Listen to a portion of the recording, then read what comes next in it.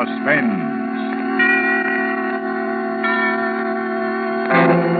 Tonight, bring you the David O. Selznick star, Mr. Joseph Cotton, in Crime Without Passion by Ben Hecht, a suspense play produced, edited, and directed by William Spear.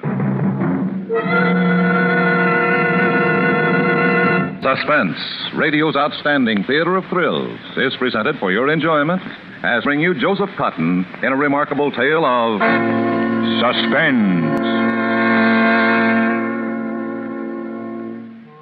She had phoned me to come over to her apartment. She wanted a showdown. Well, I wanted a showdown, too, and so I went over to her apartment. And after all the time I've given you, well, everybody thinks we're engaged to be married. Now you're trying to give me the go-by just like that. The girls in this show, what a laugh they'll hand me. Who do you think you are, anyway? Now, calm and watch your temper. To think I've been such a fool. Earl Wilson and Winchell and just everybody, won't they give me the razz in their column? Mm-hmm. And the rest of the bunch around the El Bravo. Well, when they get through with me, I'll probably lose my lead in the Bird of Paradise. The nerve! Treating me as if I was a nobody. Where do you get like that, taking up a girl's time? She was a dancer at the El Bravo Club. She was number one on the line in the Bird of Paradise number in the floor show. That was where I first noticed her. I looked at her now with complete detachment. I wondered what I had ever seen in this red-headed, illiterate creature with her childish face and muscular legs. How could I have ever considered her charming or desirable? Probably for you. More likely it's Eddie White calling you, that dean of collegiate heroes. Oh, yeah? For me, by any mischance, just say I'm not here. Hello? Hello? No, he's not here. I don't know where he is. He's not here. Your office. Always making me lie for you. And as for that crack about Eddie White, you don't fool me, not for a minute. Don't just stand there and say, in that smug way. You know very well I haven't been seeing Eddie White. You're just using that for an excuse, aren't you? Well, are you or aren't you? You know all the answers. Sure, I know the answer to that. You're just saying that because you're trying to get rid of me, trying to put me on the escalator, that's what. Well, have it your own way. Have it your own way? Why, you...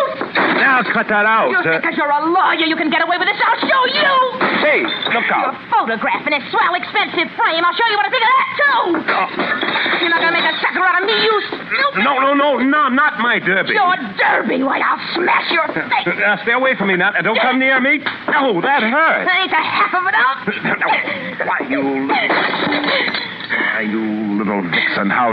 I hate you. I loathe you. I hate all of your kind. Don't you strike me. Don't you dare. Lou, put down the candlestick, Lou. Put it down, Lou. Don't do it.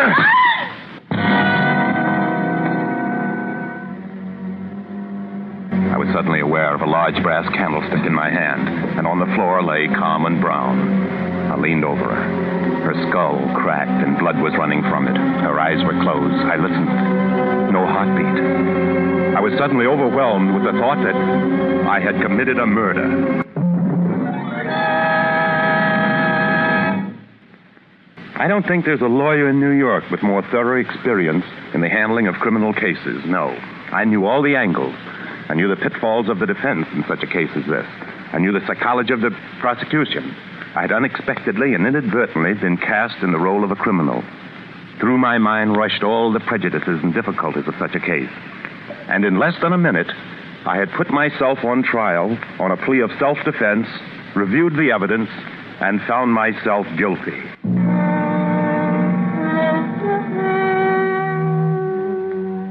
It's a curious thing.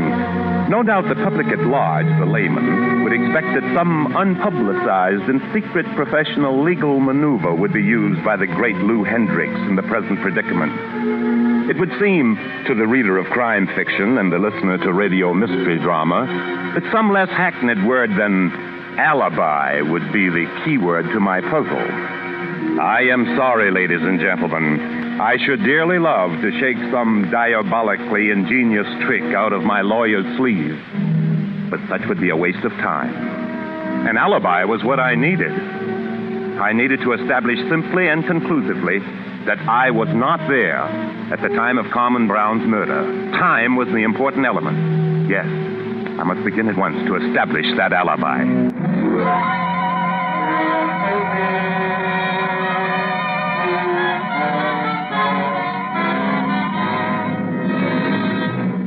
For Suspense are bringing you Joseph Cotton in Crime Without Passion by Ben Hecht. Presentation tonight in radio's outstanding theater of thrills, Suspense.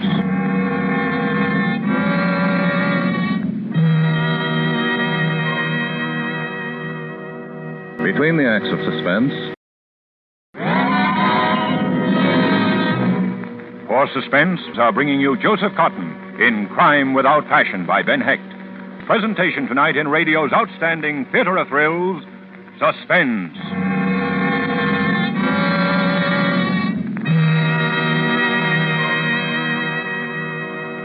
Between the acts of Suspense. And now, bring back to our Hollywood soundstage Joseph Cotton, who, as New York's famous criminal lawyer Lou Hendricks, in Crime Without Passion, resumes a narrative well calculated to keep you in suspense.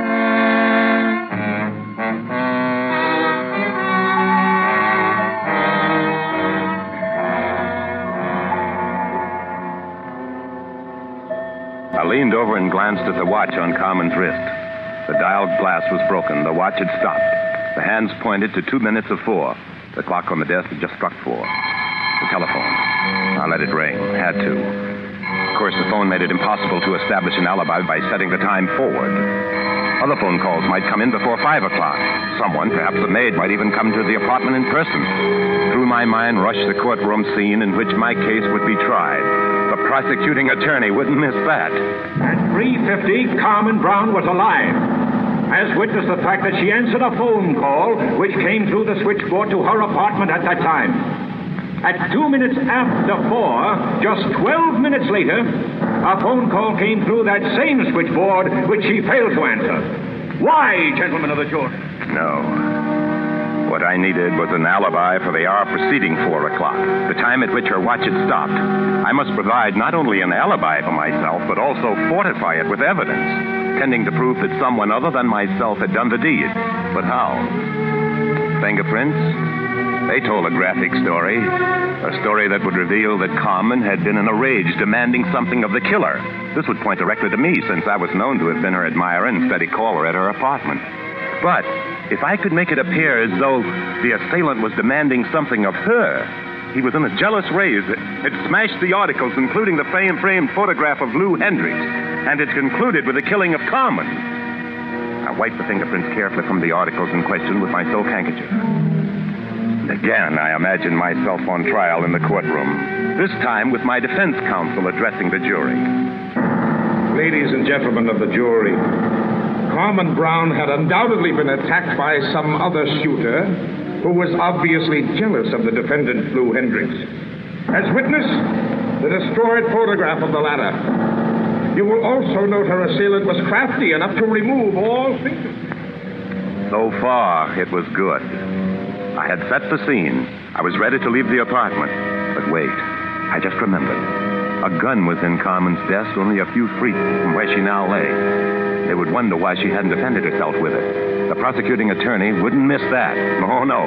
He'd point an accusing finger at me. And yet, Carmen Brown did not reach for this weapon with which she could have defended herself. Why? Was it because the assailant was someone familiar with her? Someone against whom she had no thought of harming herself? Or perhaps because the assailant was familiar with the premises and knew where the gun was and prevented her from reaching it? I took the gun and slipped it into my coat pocket. I would dispose of it later. I took every precaution to make sure that no one saw me as I left the building. My trained legal mind warned me against a surprise witness, which in so many court cases was dramatically brought forth by the prosecutor to confound the guilty. I remembered grimly how some of my best cases had tumbled by the appearance in court of some aimless stray human, someone who happened to have seen the defendant during his presupposed alibi. The prosecutor would have a gleam in his eye questioning such a witness in the courtroom. And you say you saw the defendant, Lou Hendricks, leaving the apartment building shortly after the time of the murder? This must not happen.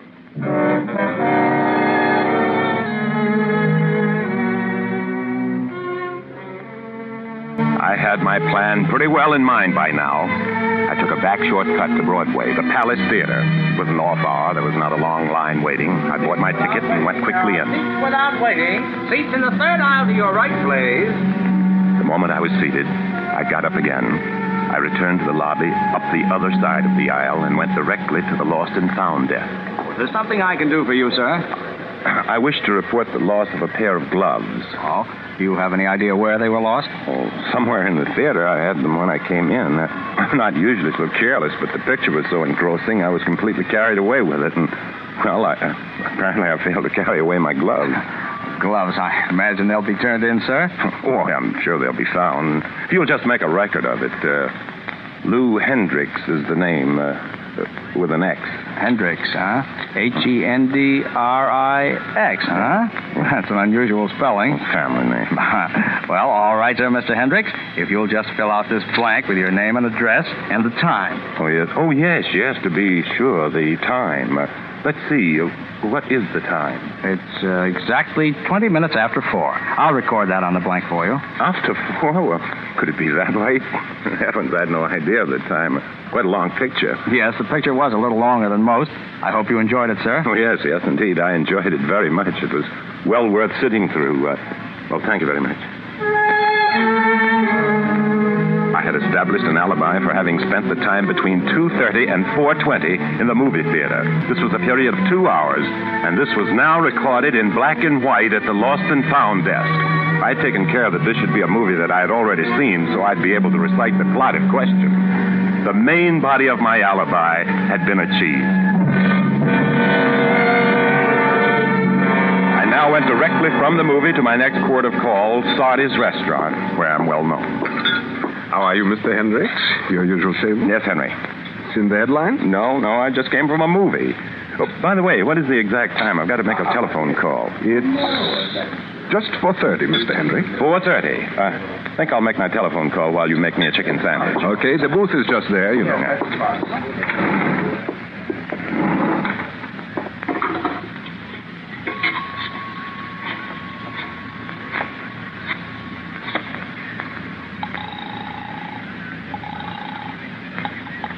Hendricks, Brown, Walsh, and Healy. Mr. Healy, please. This is Mr. Hendricks.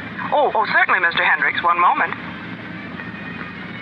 Hello? Hello, Tom. This is Hendricks. I've been trying to locate you all afternoon. Oh, what for? Oh, several things came up that needed your attention. Oh, not so hard to locate. Where'd you try? I tried everywhere I could think of, even Carmen Brown's apartment. Yeah? Did you talk to her?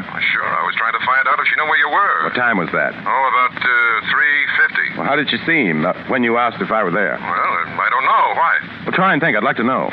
Well, come to think of it, she struck me as a little curt or upset about something. Upset, eh? Listen, I don't want you to call me at that number anymore, understand? Oh, well, sure, if you say so. I'm all washed up at that telephone number. Understand what I mean? In the future, that number is out. Any other calls? No. Okay.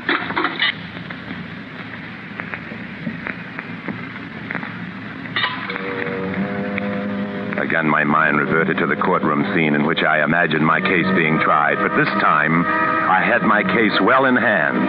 The thought of facing the prosecuting attorney did not disturb me. The thought of that little bout between the two attorneys even amused me. So, Mr. Hendricks told you that you needn't try to reach him at Miss Brown's apartment anymore, eh? Ladies and gentlemen of the jury, when the defendant made this statement to his trusted friend and law partner, he had undoubtedly good reason to believe there was another man in Carmen Brown's life. I had forged another link in the chain of evidence pointing to my innocence. Everything was working out in favor of a perfect alibi for my defense. Everything was going fine. I was beginning to enjoy the case very much.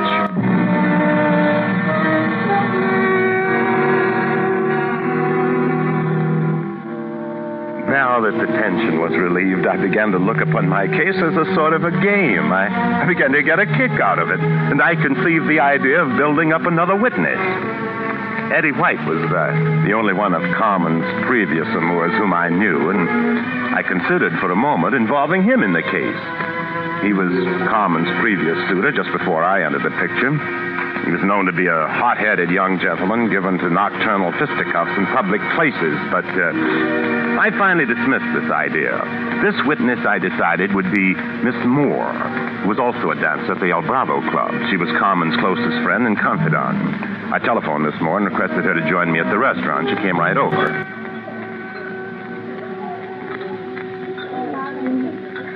You see before you, Miss Moore, a man suffering from the perfidy of one whom he has loved and trusted. Would you mind saying that again in plain English? Well, to put it more simply, I think Carmen has been two-timing me. Miss Moore, I'm consumed with jealousy. I must know the truth, and you're the only one who can tell me. I don't get you, Mr. Hendricks. Miss Moore, I'm going out of my mind with the brooding and uncertainty of this thing. Oh, that's terrible, Mr. Hendricks. My law practice is suffering. I'll wind up by losing all my money. Oh, you mustn't do that, Mr. Hendricks. You know something? No. What is it? Oh, honest, Mr. Hendricks, I wouldn't tell this to another soul. You know Carmen's my best girlfriend. Oh. But you're such a swell guy. Well, I think you should know. But to tell you the truth, I don't think Carmen appreciates you. That's what. Miss Moore, if there is another man, someone Carmen really loves, I'd force myself to step aside. It's her happiness. Oh, well, I ain't saying she has. I just say Carmen has got an awful swell head since she got the lead in the Bird of Paradise number. She thinks she's some punkin'. And I'm only saying I don't think she appreciates a high-class gentleman like you. Thank you, Miss Moore. Have you seen Carmen today? No, I haven't. Have you seen her? No, I don't trust myself to see her. Goodness knows what I would do feeling this way. Oh, Mr. Hendricks, you're all worked up. And I don't blame you. Say, I have to leave you. I hate to leave, but I gotta go. It's getting late, and the dinner show goes on before long, you know. Tell Carmen I'll be over to the El Bravo tonight and give her a last chance to prove herself. Oh, I'll sure give her your message, Mr. Hendricks. I sure will. I knew Carmen had not been receiving attentions from another man, but if I could get Miss Moore to testify in court, I could use her to convince the jury that I was jealous of Carmen, but that I loved her and wanted her alive, not dead. This would make my case airtight. I then made another telephone call. This was to Carmen's apartment. Hello? Hello, is Miss Carmen Brown in? I'll ring her apartment.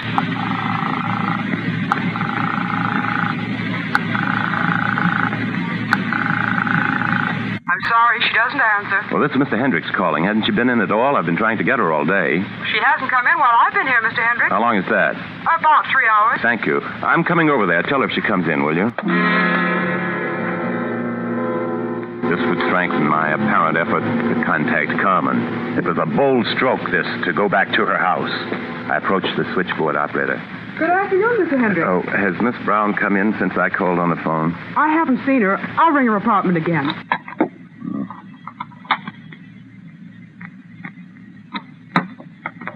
She still doesn't answer. Well, please give her this note when she comes back. All right, Mr. Hendricks. I'll see that she gets it. I handed her the note. It read, "Darling, don't torture me anymore. Give me a chance to believe you. I'm willing to forget what I heard or thought I heard over the phone. As ever, Lou." This, too, would throw suspicion on another suitor. Not only had I established an alibi for myself, but also I had succeeded in pointing a finger at a suspected rival. I saw myself looking winningly at the jury while my defense counsel continued to address them. Ladies and gentlemen of the jury, if the defendant Lou Hendricks had known Carmen Brown lay dead in her apartment, would he have written such a note? The testimony reveals, ladies and gentlemen of the jury, that the defendant strongly suspected that Carmen Brown was receiving attentions from a suitor, but he did not know that this very afternoon this creature had entered her apartment, struck her down, and killed her, while the defendant was still trying to seek her out and forgive her.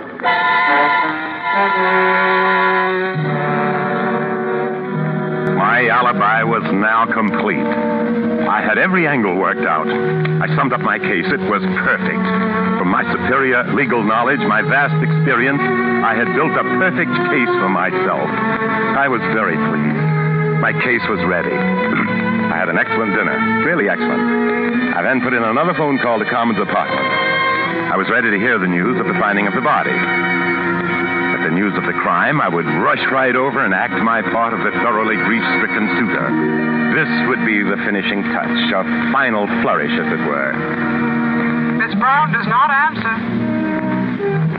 The crime had evidently still not been discovered. I decided the best course would be to go to the El Bravo Club. I was well known there. I'd order coffee and dessert and wait there until Carmen's absence was noticed and her murder discovered. Good evening, Mr. Hendricks. Right this way, sir. Good evening, George. Hello there. How are you? Hello, Lenore. Hi, Kay. Davido. Lud. So I said to him, look, if you think I'm going to sit around here. Oh, come on. Blonde, can't you think of anything but blonde? Honey, come on, let's go home. Oh, not yet, Children. No, Oh, the famous criminal lawyer, Lou Hendricks. Our ex-college hero, Eddie White, product of the higher education. Looking him over, I see. Yeah, mind if I sit here? Well, it's the entertainer's table. I have no monopoly on it. Then I'll sit down.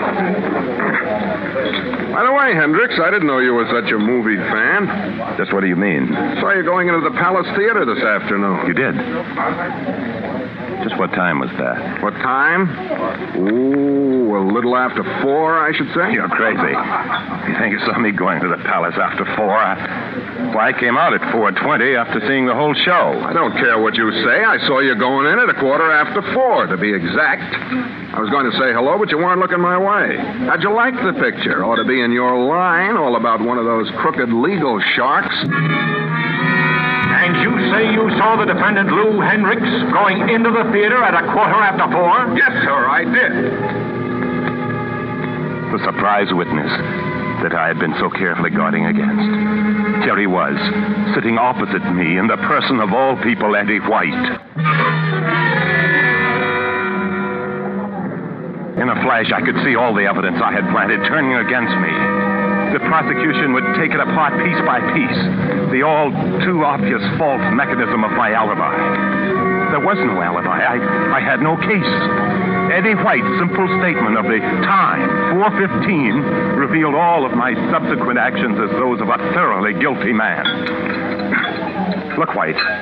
It must have been somebody else you saw. Listen, don't tell me. I saw you looking around, buying your ticket and ducking in. I know it was 4:15 because I had a date outside. And don't get excited, it wasn't with Carmen. That's a lie.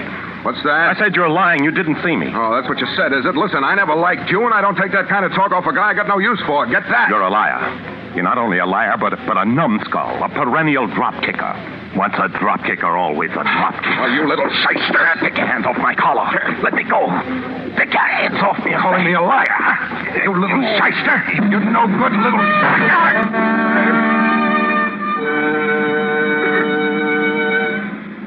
Somehow, I don't know how or when, I had taken the gun out of my pocket. Carmen's gun. The gun I was going to dispose of. I was holding it in my hand. It had exploded. No one heard the shot through the blare of the orchestra. A new number of the floor show was starting. Everyone's attention was focused on the dance floor. The chorus girls were coming out for the Bird of Paradise number, and everything was a little blurred, a little hazy. I looked at the girls as they came forward. Leading the chorus, I saw Carmen Brown. She was dancing. This could not be. I grew sick. I shut my eyes, and I opened them again. It was no hallucination. It was Carmen. Under her ear, at the back of her head, I saw strips of court plaster. And I knew then what had happened. I'd left her apartment without taking a second look at her. Evidently, the blow had merely knocked her out. She must have regained consciousness and called for a doctor. It was as simple as that. She was alive now and dancing.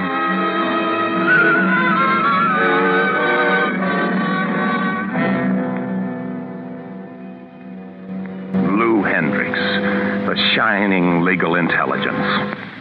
I had built a perfect alibi to exonerate myself of a murder which had never occurred. While across the table, slumped in a chair opposite me, was the body of a man for whose murder I had no defense. Every step of my carefully built alibi, my perfect case, would help to convict me of the killing of Eddie White. This time I had no alibi. This time there was no possible defense. This time when the judge asked the foreman if they'd reached a decision, there could be only one reply. Yes, Your Honor, we have. we find the defendant guilty of murder in the first degree.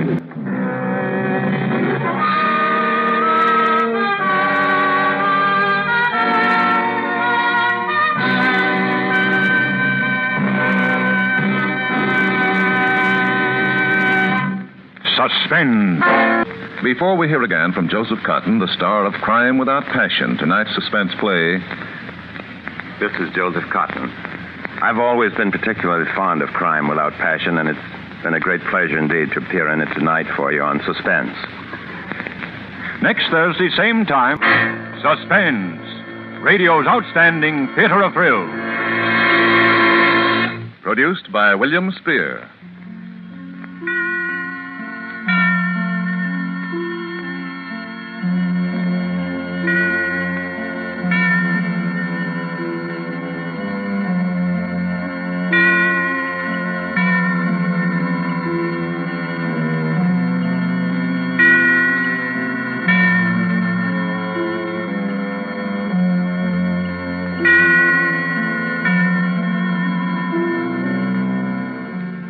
Suspense is broadcast from coast to coast and through the worldwide facilities of the Armed Forces Radio Service.